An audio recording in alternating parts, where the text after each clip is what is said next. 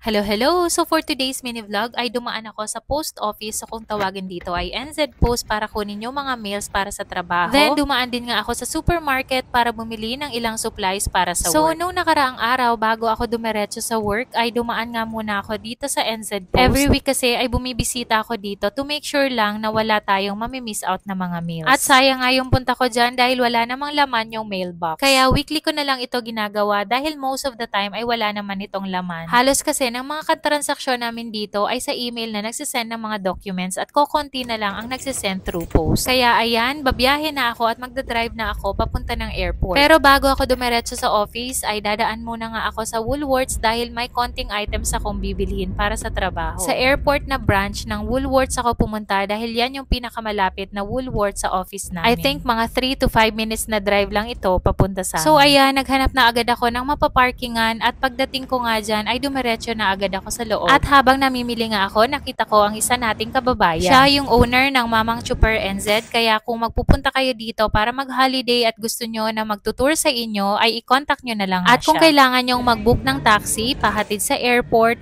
o kaya saan man dito sa New Zealand, ay i-message nyo na lang siya. 3 items lang naman yung pinamili ko, kaya madali lang akong natapos dyan. Pagkagaling dyan, ay nag-drive na nga ako papunta sa office. So ayun lang muna for today's vlog. See you again next time. Bye!